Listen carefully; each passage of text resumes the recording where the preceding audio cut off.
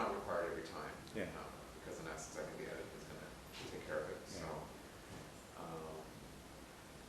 anything else? That's about it. And you, if you can look at Nick while you're talking, unless you've got something really strong you want to say, you can look in the camera. And if you do, then look right in the camera lens. And But otherwise, it's this way. Yeah. Yeah. And is it more me, or is he okay with his t-shirts just slightly? There it is. That's good. oh, that's perfect. Yeah. Thanks. Okay, great. Okay, so whenever you're ready, then we'll Okay, so as with everyone, we just ask people to state their name, and John was actually saying it'd be really good for getting people to spell out their name as well, It's for true. editing purposes. Editing purposes, Yeah. yeah, somebody else mentioned that too. Yeah, I thought AJ did it, and we Yes, kept to it, yes, so. okay. So if you could maybe start with spelling out your name, then say Sure. your name and who you are, what you do, like Yeah. this academic, you know, or what have you. So, John Greyson, John, Greyson. I teach in film at York. Probably best way to identify me would be as artist filmmaker, artist slash filmmaker, or just filmmaker, whichever.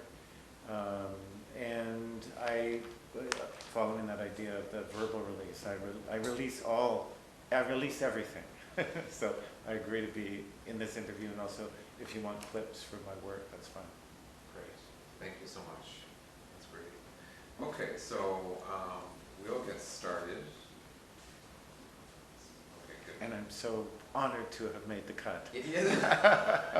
Especially since you learned that a few people didn't. Exactly. So It was more than like, a few. whoa. It's more than, yeah, it was painful. We dropped a lot of people's off homes because you don't have the resources, right? Yeah. So, Yeah. okay, so we'll start with the mandated questions. And the first one is if you could tell us a bit about your work and how it addresses queer liberation. Sure. I've been making films and videos and installations.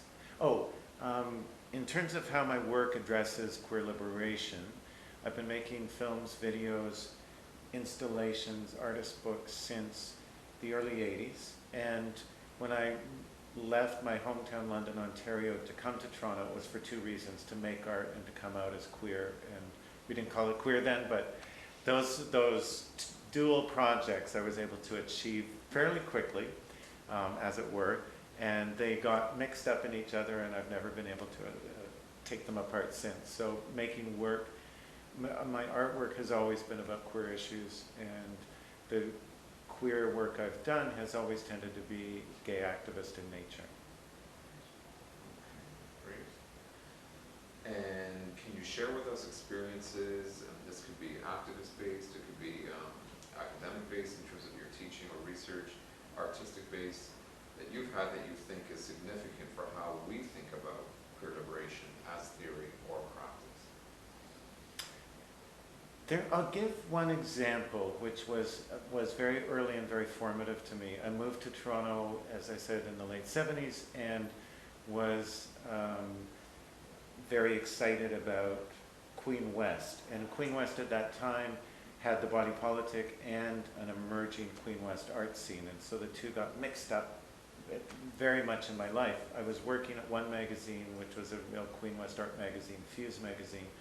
We did our typesetting a block away at Body Politic, and so those two worlds of gay activism, gay liberation activism of the time, and an avant-garde postmodernist intermedia project of contemporary art, again, were totally mixed up. And this was at that very moment of the Body Politic trial, so the Body Politic was under attack, facing pornography charges, and the community was mobilizing. And the avant-garde artist community, which included queer artists like General Idea, straight artists like Clive Robertson and Lisa Steele, pulled together to do a benefit to raise money for the Body Politic. Famous moment when Mayor John Sewell spoke at that benefit, and for his support of the Body Politic and for his support of freedom of speech, famously lost the next election. This was this incredible crucible of that coming together of an avant-garde art world committed to progressive politics and a queer movement finding common cause across lines of race, of gender, of sexuality, of artistic practice, finding common cause in this free speech moment. So it was very formative for me, and some of the friendships that came out of that moment continue today. Okay, that's great. And were there, actually I think you have answered that in terms of the experiences. That's good. How would you define your role in the queer movement? I always hesitate to. It's like I'm not sure. I think to rewind and do the question properly. How do I define my role in the queer movement? Often I try and let the queer movement define its relationship to me, but that always doesn't happen. So the thing I've always been interested in with my work is making work that's part of contributing to a discussion, contributing to urgent issues. There are issues that excite me, that challenge me, that are vital to our community. And so I see art as a way of contributing in a way that some write articles, some do academic work or theoretical work, some make speeches, and I make films or videotapes, which using a mixed hybrid inter-arts vocabulary, mixing documentary fiction, experimental techniques. I try to use that practice to contribute to issues as diverse as solidarity with Nicaragua, or more recently, solidarity with Palestinian queers. Great. Okay. And so we come to just the section under the mandated questions of definitions themselves. So how would you define queer liberation? How would I define queer liberation? I think queer liberation is most usefully approached as part of a continuum, part of a historic continuum. And I would go back to the 19th century and to the early sex radicals of that period, the European sex radicals from Hirschfeld to Ellis, Hirschfeld being later, of course, but that early 19th century initiative, which was trying to find language to name sexuality, to fight for gay rights, what we would now call gay rights or queer rights, to fight legislation, which was accelerating through that late 19th century moment. And there was work being done by artists, work being done by activists on the street, work being done by activists within communist movements, socialist movements of that time, where you saw an extraordinary flowering, for instance, in the Soviet Revolution. And so gay poets like Mikhail Kuzmin or feminists like Alexandra Kollontai could productively raise issues of sexual politics, gender politics, in ways that were linked to a revolutionary struggle and revolutionary movement. So there's an absolute continuum between that work of that time, the work of the late 60s, which was all about the gay liberation moment, in sync with, in sisterly, comradely momentum with feminism, black power, international liberation struggles. All the chapters along the way where gay liberation butted heads with some of those movements and some of those politics. Nevertheless, the origins of... I'll ask you to stop. I like that soundtrack. Yeah. I can't believe it is shut. Oh, you know, I didn't either. So let me join you in the turn-off moment. Yeah. See? Good thing I don't have a cell phone. One of those times that I... You're one of the... I'm You're one a of the special last- club, Yes, man. yes, we are. We're a real minority. You, Tim, Richard, there's Oh, a few of they you. don't need it. Yeah, there's Yeah. a few of us left in the Yeah. world. There's not many of us. So- So when I meet people, it's kind of like, hey, Yeah. you know? Yeah. I mean, it won't be long. I'm going to get one eventually, but yeah, anyway. So we may have to ask him to kind of, because Yeah, you were on a roll there. You So were on a fantastic So I'm trying to think. No, I'll just do it again, because Yeah. I'll probably Wherever you do want it to start. tighter, Yeah. hopefully better. So, If you want me, do you want me to start with the question again? sure, that's great. Okay, so how would you define queer liberation? I think any definition of queer liberation, I think any definition of queer liberation has to go back to the 19th century and recognize that there is a continuum of efforts. As much as there's contradictions and disagreements around strategy, tactic, politics, definitions, there's also a continuum of struggle, which you can look to the work of Simons and Ellis and Hirschfeld in the 19th century and early 20th century. You can look in particular to that extraordinary moment with the Soviet Revolution of activists like gay poet Mikhail Kuzmin or feminist Alexandra Kollontai, who were linking their, in Kuzmin's case, queer identity, or in Kollontai's case, her feminist identity and her struggle around sexual politics to revolutionary workers' movement. An incredible moment of intersectionality in terms of political struggle and analysis.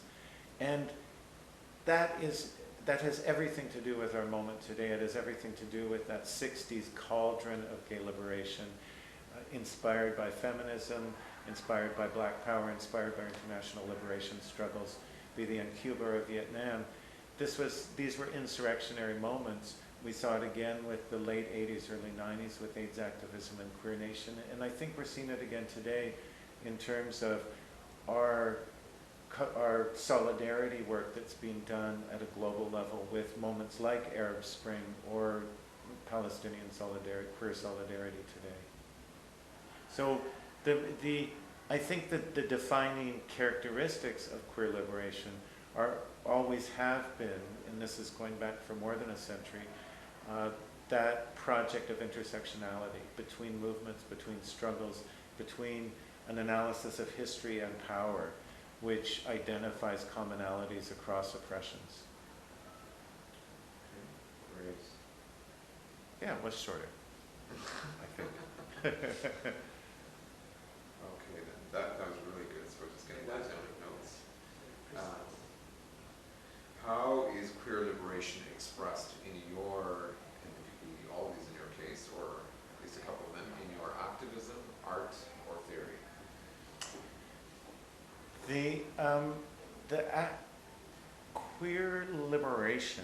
Queer liberation tends to, I'll start it in a different way. As I've said, my art tends to always address issues of queer liberation, queer activism, queer identity, however we define those. And for 3 decades now, I guess that's been my topic, that's been my subject matter, that's been the problem I return to and struggle with and play with, and it's been rich and satisfying and continues to be rich and satisfying. Some people say, why don't you move on to straight issues, for instance, and I have at moments done so certainly in terms of activism. I just finished a huge collective project on the tar sands, an extraordinary project involving Greenpeace and the Yes Men. But in terms of my own work, I've tended to return to subjects which touch me personally. And so that does tend to revert to notions of queer identity, queer activism, queer politics. And they also tend to be defined by hybridity, by combining genres, layering documentary with humor, with fiction, with song, and using elements of these popular genres, popular vocabularies or expressions, along with more challenging formal strategies to try and contribute something original to debates, existing debates. Especially, one of the things I'm most interested in, I think, or most excited by, is the potential for activism to reinvent, or to, one of the things I'm most excited by in terms of activism is the necessity of activism finding new languages, finding new vocabularies to speak to the issues we're taking on. Often because the issues we're taking on are new and by definition need new vocabularies. If we fall back on tired structures, tired languages, familiar tropes, we run the risk of containing new issues within boxes and not considering new ways, new frames. So I think art, one of the most concrete contributions art can make, queer art can make to queer activism, is that contribution of new vocabularies, new frames, new forms to consider these ideas. One concrete example, I think return again and again to what's on my mind today, which of course is Kwaya, and being very active in Kwaya and in solidarity with Palestinian queers. One of the things that I think happens in this very divisive subject, where tempers get raised and insults get thrown and extraordinary crises occur, whether it's at a local level or an international level. What happens is sorry, I just lost my thought, so I will rewind and start again. You're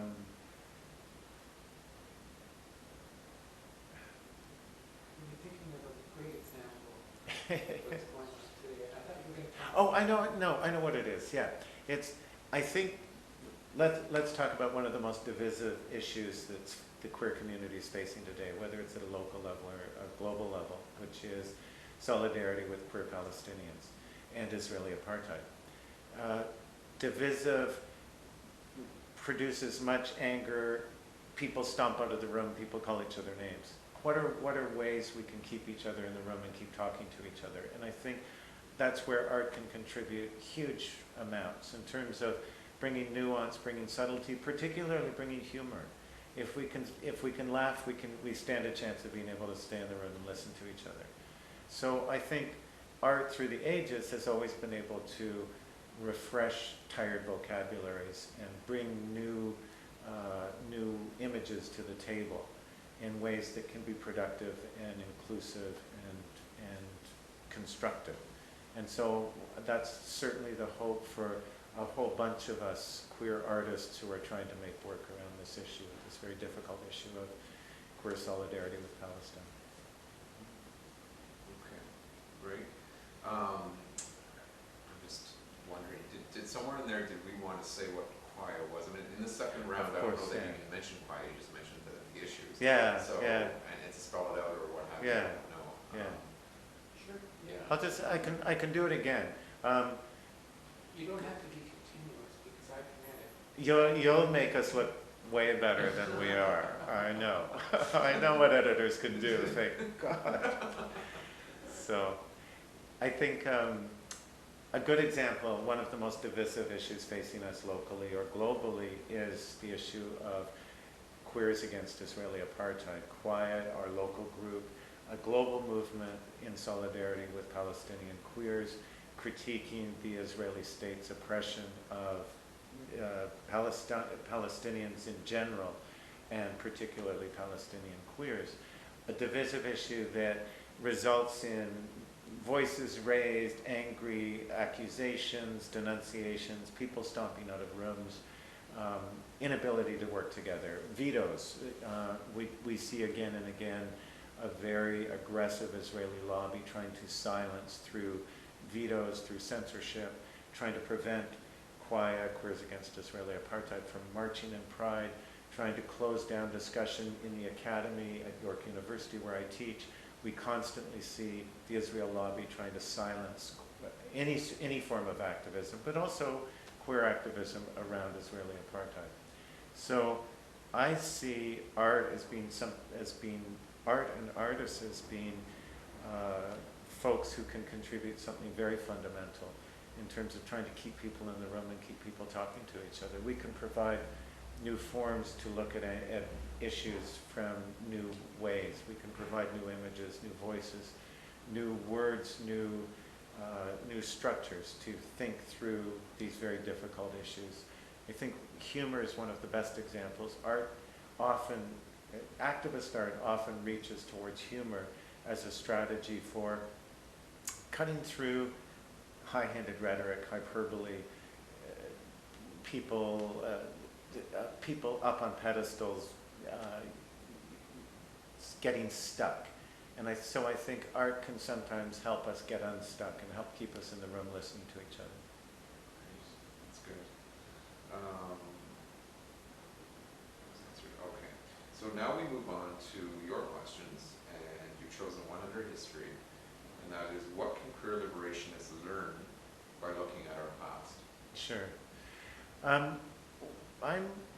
I've always been interested in queer history. It's I'm not a historian, but it's a subject of ongoing fascination. I recently worked with Richard Fung and Ali Kazmi, two Toronto filmmakers, on a queer history project called Rex versus Sing. And this was commissioned by the Out on Screen Festival in Vancouver. They wanted BC, British Columbia, film projects about queer BC history. And our colleague, Brent, what's Brent's last name? I just saw him. You'll cut around this. Brent, our colleague Brent. I will remember his name. Our wonderful colleague Brent found transcripts. What is his name? I'll get it. The project began, Rex versus Sing, the film project we ended up doing, began with court transcripts found in the archives. These were transcripts from a 1914 trial of two Sikh men, two mill workers who were entrapped by police, by local Vancouver police, arrested, brought to trial for sodomy, and found guilty, and we don't know what happened to them because we never found the sentencing records. But we took this court transcript and we restaged it 4 times. The first time as a classic realist courtroom drama. The second time as a documentary exploration of this case. The third time as a kooky Marxist Brechtian music video. And the fourth as a minimal video art piece, which was a deconstruction of the actual architecture and mechanics of the courtroom procedures and the language of the courtroom. And the court transcript was used verbatim in each case with samplings from bits of it throughout. And what we had was the collision of 4 different accounts of this same weird piece of queer history. And much of the point of what we were trying to get at was the unknowability of history. We can project our 21st century agendas onto this 1914 court transcript, but through all those layers of translation that it receives us, not just of time and of generational change, but also at the most basic level of language. The testimony given by the mill workers was in Punjabi, translated by a Vancouver translator of what skill we have no way of judging, and in turn transcribed by a stenographer into a court record, into a smoothed out court record that already was trafficking in the language, which Foucault does so well, analyzing how history produces languages which contain and rewrite and homogenize. And of course we can find little eruptions, exceptions. I think Barth would call them punctums, as it were, of little pricks that suggest, hint at what history might have been. And so that was a project where we were trying to hint at what a queer history document could tell us, but equally raising questions about the limits of knowability. Okay, great. Good example. And the next one you chose was under the category of dissension. You haven't even been looking at your notes. You're doing so well.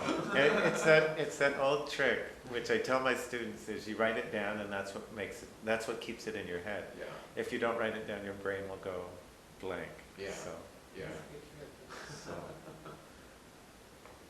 So yeah. So this is again, I think we're going back to the same issue with choir, but I can use a specific example of trying to read the question again, and I can frame it what better. can queer liberationists learn by looking at our past? Or we did the past one. It's right, it's the next dissension, question. Is that you're asking Yeah. about? Okay, I thought you were going back to the Yeah. history. Yeah. Okay, so the dissension one is series of examples, so you can choose to pull from them or not, Sure. it's up to you. But are there contemporary issues that threaten queer liberation? And the examples we provide are same-sex marriage, corporatization, mainstreaming of LGBTQ culture, pride celebrations, postmodernist notions of sexuality, gender identity, and identity politics. I think all the issues you've named as examples, whether it's gay marriage or the fight for equality rights or the, sorry, what were read them to me again, Yeah, and I'll yeah. make sure they're in there. Yeah. Same-sex marriage, corporatization / mainstreaming of LGBTQ Sure, culture, pride celebrations, postmodernist notions of sexuality, gender identity, and identity politics. Okay. I think the issues whether it's queer marriage or commercialization and mainstreaming of queer as brand, the rebranding of queer, all are very necessary conflicts. And it's very important to remember that we've been here before. We've been complaining. I remember vividly in the late 70s, reading issues of the Body Politic where there'd be editorials denouncing the emerging commercial gay ghetto and we called it the gay ghetto back then, late 70s, of bathhouses and bars, and the emerging subculture of gay businesses. And we've been denouncing that with great regularity ever since we opened our first bar, ever since we opened our first bathhouse.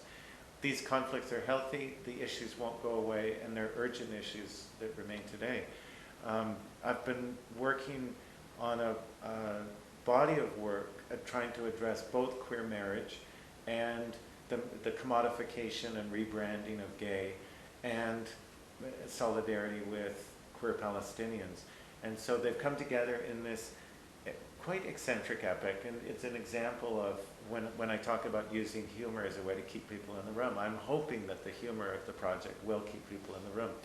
It involves the narrative of Roy and Silo, the famous gay penguins of Central Park Zoo, who, see, you're laughing already. All right. So Roy and Silo, the wonderful gay penguins of Central Park Zoo, who the American gay community, particularly the marriage lobby, grabbed onto like crazy, pointing to, see, we're natural, see, we exist across species, see, pairing for life, isn't it touching? We're just as cute as penguins. It was total opportunism because, of course, penguin mania had swept America, and we'd already seen the Christian right try to take over the narrative of March of the Penguins and claim it as an example of upright Christian family values.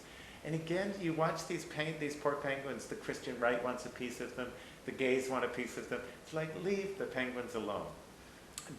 Am I leaving the penguins alone? Not on your life. Of course I'm jumping on board too. So trying to, with this narrative around gay penguins, speak to the commercialization of gay marriage, speak to agendas, conforming agendas within that, which are very problematic and tie in with a burgeoning billion-dollar gay wedding industry, et cetera, et cetera. And I'm trying to link that to the ongoing struggle around solidarity with Palestinian queers and how Israel in particular is using the gay rebranding as a way of selling themselves to the world as the kinder, gentler, the only beacon of gay rights within the Middle East. And there's much that needs to be taken apart in terms of that frame. I have no trouble recognizing the recent gains that Israel has made around gay rights. Right on, good on you. Go Dana International. But I think we can't, as a movement, forget that that's being used and abused in the name of oppressing an entire nation, the Palestinian nation. Ergo, these are fundamentally queer issues, and I think ways we can address them is through penguins. So we'll see how it goes, because it's a work in progress, but we'll let you know how it goes. I'm very interested. I remember reading about those penguins in the paper, and the minute you mentioned it, I thought, oh my God, right? Whatever happened to them, right? They died. First they broke up. It's really hot. First, Roy and Silo broke up because Roy went off to have a trashy affair with, I think her name was Scrappy. And it was because the zookeepers theorized, because they know the behavior and they don't really buy into this whole anthropomorphizing. Right. They said Scrappy had the better nest and the better position in relationship to the feeding area where the guy comes up with the sardines. So it's like it was just self-serving. He wanted a bigger nest, and Scrappy was the route to the better fish access. Then some claimed that he returned to Silo, and then they both died. But they did famously raise their little chick, who some claimed Tango, the little baby, became a dyke and was pairing up with her girlfriend down the road, all in the Central Park Zoo. So, but the thing is, they don't mate for life. This is one of the anthropomorphization projections that we put on them. They don't mate for life. Right. And even the filmmaker of March of the Penguins, said, "What are the Christian right talking about? This is not what my film says at all. It's you're willfully misreading the biology that actually is in front of your noses. I'm making a very clear statement about very specific behavior that has nothing to do with human mating patterns." So, it's all fun. Yeah. And I love the way you use that to get people to think, right? And stay on the top without, like you said, without walking away from the whole issue. Yeah. So. Yeah. Well, it's total opportunism because everyone loves penguins. Right. Okay, we come to the category of intersectionality. And the question you've chosen here is, what does activism/art/theory look like both inside and outside of identity politics? The question of how does art, activism, theory intersect? How can they intersect in our world? Of course, they intersect in our lives every day, but one concrete experience of this was in Sarajevo. A number of years ago, I was invited to present my film Lilies. The organizers were inviting me as part of the first queer Sarajevo Culture Festival, which included performance theater, poetry, visual art, film. And it had been a great struggle for these incredibly brave four dykes in Sarajevo, fighting extraordinary homophobia to get this off the ground. But they also had real support and solidarity from many in the city. And so their dream of holding this festival had lifted off. We all arrived, and at the opening ceremonies, it was shut down by hooligans threatening violence. It was brutal. 8 people were brutally beaten within an inch of their lives. People were hospitalized, stitches. Someone nearly lost their eye. It was extraordinarily brutal, thug, soccer hooligan violence. The accusation was that how could this queer festival violate the sacred season of Ramadan? And the organizers quite rightly said, excuse me, but some of us are of Muslim background, and what does Ramadan have to do with a queer festival? This is a secular society, and in no way should the two be conflated. This is not a society which is run on, or controlled along religious lines. We're supposed to be a modern secular society. What's going on here? But the soccer hooligans were very opportunistically using Ramadan. They'd been whipped into a frenzy by opportunistic right-wing politicians who were lighting the match and setting off the gasoline. So you saw in a microcosm at this particular moment of extraordinary violence, all the opportunism of the right wing using hooligans to exploit queer issues, divide the community, et cetera, and get votes because it was an election. It was in the middle of an election. But I ended up making a film about this whole meltdown. The whole festival had to be canceled. They were very much in danger of their lives. These 4 extraordinary women stayed in town and fought the police and fought in the courts at great cost of their own lives. I mean, everything got put on hold to make this happen. I made a short film called Covered, which tried to tell the story of this, but using not just footage, documentary footage, but also a metaphor of birds, that run right through it, and the metaphor of cover versions. And I became very interested in bird songs and how bird songs, particularly Canadian bird songs from Anne Murray to Leonard Cohen to Joni Mitchell, Black Crow, Bird on a Wire, Leonard Cohen, Anne Murray, we all know Snowbird. What these songs, why the metaphor of birds recurs and recurs in terms of issues of crisis, moments of crisis in society, because when I was in Sarajevo, I kept running across birds, whether it was the beautiful swallows nesting nesting on the river right outside the site of the museum site of the opening ceremonies where the violence happened, or a dead black crow that was lying on the ground in front of me as I was trying to shoot in the city around. So these stories of birds through Sarajevo history, through cultural history, through cover versions, and finally through, and this is where the theory part connects in, through Susan Sontag. So one of the ways I told this story of Sarajevo, Susan Sontag famously went to Sarajevo during the war there and staged Waiting for Godot as an act of solidarity with the people of Sarajevo. And it became, in her last decade, one of the most profound, I think, statements of cultural solidarity, an academic putting her life and body on the line to demonstrate solidarity with a people across cultures and languages, etc. And also across gender, because though she was closeted most of her public life, she was nevertheless an icon for queers everywhere. And so the ghost of Susan Sontag haunted my whole time in Sarajevo, and so I recruited an apocryphal essay that she hadn't written, but that tried to tell this story of queer Sarajevo and piece these metaphors and moments together as ways of opening up a complicated collision of culture and violence. Very good. That's a great example. The film, I think I make it sound so convoluted, but I think the film actually is easier and clearer. It's sort of, when you watch it, it sort of makes sense. I can send you the link if you're interested, because it's online. Yeah. That would be great. So. Okay, and then in the last category, you have 3 questions chosen, and that's today and tomorrow.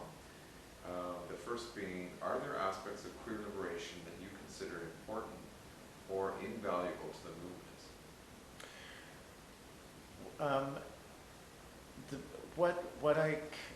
I think what queer liberation, however we define that, can contribute is an act of questioning of all terms, all labels, all identities.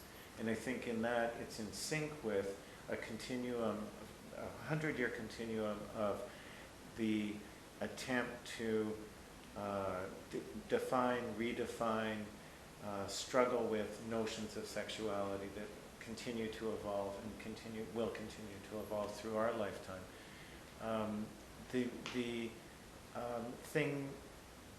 My political formation, I guess, started with that frame of gay liberation. We quickly hit the limits of that frame in the late 70s, early 80s. The emergence of Queer Nation and AIDS activism, AIDS Action Now Here, or ACT UP in the States, became another liberatory moment where we broke open categories. What I remember vividly from those moments of late 70s, early 80s with the bath raids, and then again with AIDS activism and Queer Nation in the 90s, late 80s, early 90s, had to do with cross-race, cross-gender solidarity, where you saw dykes and fags and trans people coming together in common cause against a common enemy, be it a homophobic state or a homophobic culture. And the actions that we undertook together were fed by that constructive energy, that cross-fertilization of ideas and energy and agendas. And to me, that has always identified a queer project, and I've always found queer for that reason. I insist on the word as we continue forward. When GRID tries to claim we're in a post-queer moment, I think the article itself demonstrates a complete, not just misunderstanding of the term queer, but a real naivete around where we've been and what we've done. And I think that grid article, which has been a reference, I think, for a lot of us, just it's such a textbook case for why our history should be alive and available. And so a project like this, for instance, can keep some of that theoretical and historical analysis alive and connect the dots in terms of understanding where we are today and where we've been. But I think the crucial thing for me is that queer goes beyond identity, which is identifying identifying in terms of sexuality as something fixed. So it's queer as a refusal of the idea of sexuality or gender or biological sex as being fixed. And so immediately there's an opening up of continuums and transformations and journeys that we're all on, and that we all continue to evolve, whether it's gender or biological sex or sexuality. Likewise, I think the failure of queer nation was the second word, because queer nation weirdly seemed to point back to forms of nationalism, discredited forms of nationalism, which in fact we'd all struggled through the 60s, 70s to leave behind. Why were we taking up the notion of nation again? Many at the time argued, oh, it's ironic. Think about quotation marks around the term. But I think that only goes so far before the term hits the wall of what nationalism always has been, a limitation, a closing down, a claim that identity can be contained within that project of nation. And queer, for me, it should always be defined in global terms and should always be defined across borders and across cultures and across identities. And that, to me, is the most important liberatory aspect of it. And that's, again, where it connects with the continuum of internationalism that goes back to the 19th century. Great. Okay. And is the queer liberationist movement intergenerational? Then if only the queer liberationist movement was more intergenerational. I mean, my recurring frustration as an emerging old fart. I'm not quite the dinosaur that Tim McCaskill claims to be, but I certainly feel dinosaurial in terms of teaching and my students and a new generation of queer students who are excited about doing gay stories and excited about doing queer work, but their lack of interest in where we've been, their lack of interest in history or activism seems to me just head-scratching and peculiar. I mean, York University should be a crucible of queer activism and queer history. And we've got the faculty, but the students aren't there. It's very, very strange how few queer students, queer identified students there are, and how little actually is going on in terms of sexuality studies, exciting, this sort of dynamic, exciting work. I think we have extraordinary queer faculty. I think per capita we have some of the best folks in the country doing cool work, being supported for our work as well. It's a wonderful, wonderful moment to be queer in the academy. And the students, it's like, come on, join the party. And it's hard to find ways to connect with their concerns, I find. I find their concerns opaque, sometimes very, very hard to read. Not across the board, and there's wonderful exceptions, but maybe this is actually that all too familiar thing, because I remember vividly when I was coming out in the late 70s, early 80s, I felt very little solidarity or interest in queer as my own generation, because they tended to be very superficial, very apolitical. They weren't interested in body politic. They saw it as, oh, that Marxist piece of garbage. There was very little interest in the art scene, the extraordinary stuff that was happening on, just starting to be invented on Queen West, and I mean in particular artists like General Idea. The vast majority of disco bunnies then, maybe that's exactly the same today. Maybe it's always a small minority, and we find each other, and that's the work we do, and it would be naive to assume that a critical mass would be excited in that continuum. But I wish there was more dialogue back and forth. I wish sexuality studies had a more active. We sit in our sexuality studies meetings, and there's not very many of us at that table, and we don't do much over the course of the year compared to what we could be doing, I think. Okay. That may be a York thing too, so. Yeah. We all rush downtown and, you know. Yeah, it's location, and also Yeah. we're all overwhelmed with work. Like, it's unbelievable how much Yeah. work we all take Yeah. on, right? And Yeah. I don't know that that's yours. I think that's just academia wherever you are. It's just Yeah. you have to balance so much at Yeah. once. So, yeah. I mean, I like the Academy compared to other worlds I've lived in and been active in. For 10 years I directed TV for a living to pay the rent. Trash for Cash, Queer as Folk, Made in Canada, episodic TV. It was fun. I could be out, I could be queer, but I found just intellectually trying to have a conversation. I love my film crews, I love my actors, but it just wasn't stimulating, whereas I find the Academy rich and stimulating, and you know, I feel extraordinary, like comrades everywhere I turn across the campus, but not yet with the students. There hasn't been that breakthrough yet with the students, a critical mass of students. And the last question you checked off under today and tomorrow is, what has been the most revolutionary new idea or theory that you see as important to our queer liberationist movement? I don't know if this is the most interesting or most important idea. It's in personal terms. I think the most exciting idea for me right now, the most challenging, the most difficult, is the idea of the Gay International, the gauntlet that Joseph Massad threw down in his book Desiring Arabs, where he engaged in the last decade of global efforts on the part of global queer activism in the wake of the coming down of the Berlin Wall, to bring gay liberation to the East and to the South and to the world.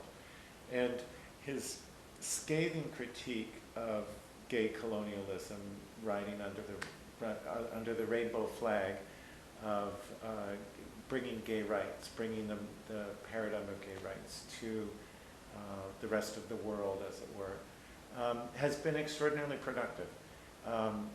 It's caused much debate, it's caused much conflict, whether the target is taking pot shots at Peter Tatchell and outrage in the UK, or whether it's taking pot shots at the work of the human rights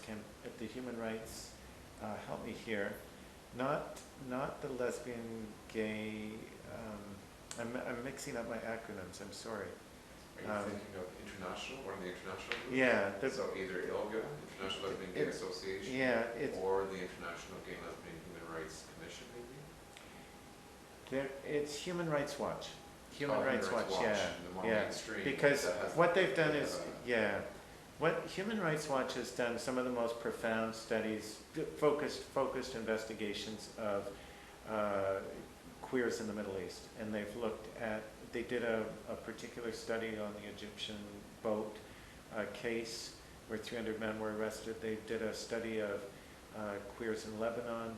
They've done a study of murders by militias in Iraq in the post-war moment of the past decade, the past 8 years. Extraordinarily important studies, really original research, researchers on the ground, in the field, in those cultures. But these were targeted by Massad for critique.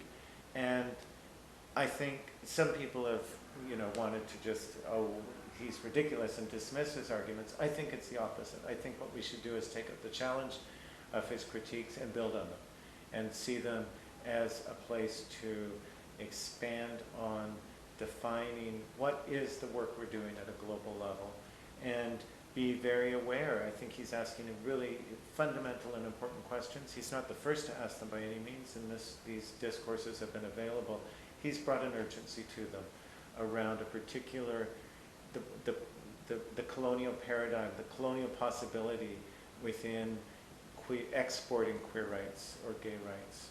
And how does that sync up with rebranding? How does that sync up with neoliberalism mostly in particular? And what can be done to keep up that solidarity, but make that solidarity distinct from and, in fact, in opposition to any sort of colonial or neoliberal agenda. So for me, these are some of the richest and most interesting issues, and they're absolutely issues that are relevant to my life, relevant to our lives here in Toronto. As activists, as queers in Toronto, of course, we live in within global capitalism. We live within a global exchange of ideas and peoples. We're very, famously a very multicultural society, very multicultural nation. So the world we live in locally is very much connected to, very directly with the Middle East, for instance, or Africa. I've done a lot of work in South Africa, particularly around the AIDS crisis. The work of the global work of international solidarity has always been a really central, exciting part of what's drawn me to queer activism. And I think those questions are fundamental to it. I think let's make the debate as vigorous and as vigorous and rigorous as we can and as it deserves. Great, really good. That ends the questions. We always have this as the last mandated question, as out of fairness. Given the questions asked and the discussions we've had, are there any further comments or thoughts that you have that you might want to share before we end off?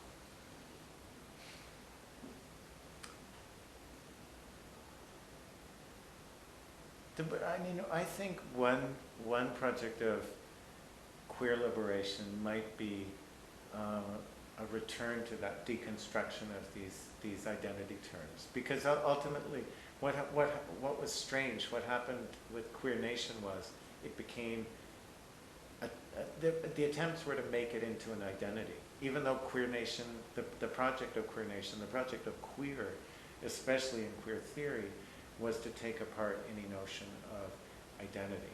But in fact, there were extraordinary attempts to make queer an identity, an object of study, a discernible thing, as opposed to a critique. In the same way, I think queer theory became something that got all too quickly rushed to judgment, put on a pedestal, and the spotlight was shone on it and said, we know you as an object, and now we can take you apart. And I think the fundamental impulse that ran through the best of queer theory was a refusal of all that, a self-critical, a self-deconstructing project of exactly those processes. For me, the project of queer theory began, of course, much earlier. It began for me with Foucault. That was the turning point for so many of us, and that project of social construction, of critiquing and identifying social construction, is for me the through line that I think queer liberation could usefully rediscover, reclaim, declare its solidarity with, as it were.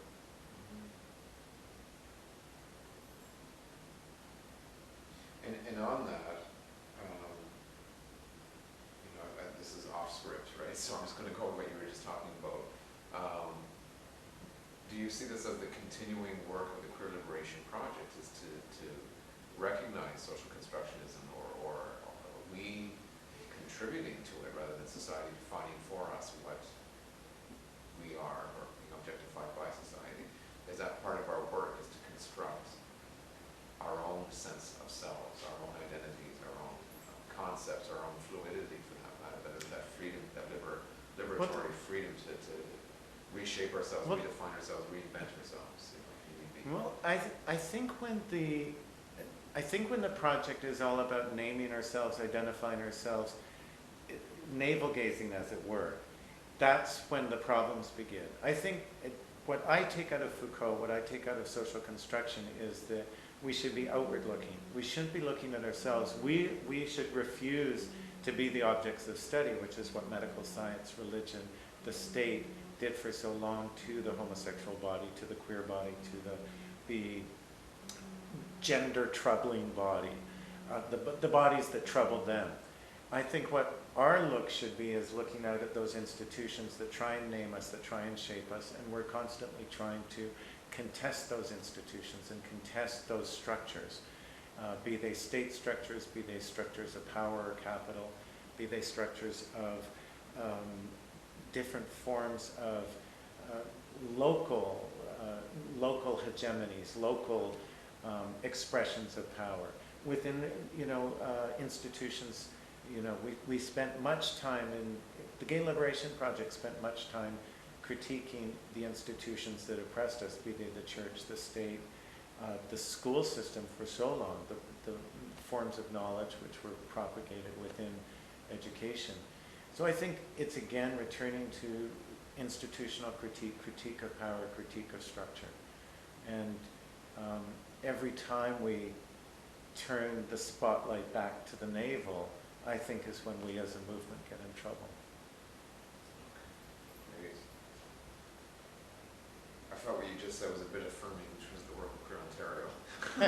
Because we do a lot of that outward looking and we're very critical of what's being imposed on us. And the neoliberal agenda sinks, it gets in lockstep so much with the right to buy. My right to buy, my right to decorate my navel. Right. And so I think in some ways, because of, I know probably not enough about Queer Ontarios, but you come out of that Gay Liberation Project of critique of institutions. And, however that gets expressed on the ground and the street, those are, that's again the continuum that sometimes we get lost in as we, debate. The marriage debate is classic, and I'll always defend it. I'll always absolutely, because of personal experiences, defend people's right to marry and the choice to marry, and we absolutely, must have the right to marry, so we can refuse it. But I've also seen at a micro level how my conservative Portuguese grandparent neighbors have changed in the 10 years of us living as neighbors. And it's in part because of the marriage debate. It gave them a language to see, the sky didn't fall in, and maybe it conflicts with their faith, but they could see that there was a mainstreaming of the idea of the couple, the gay family.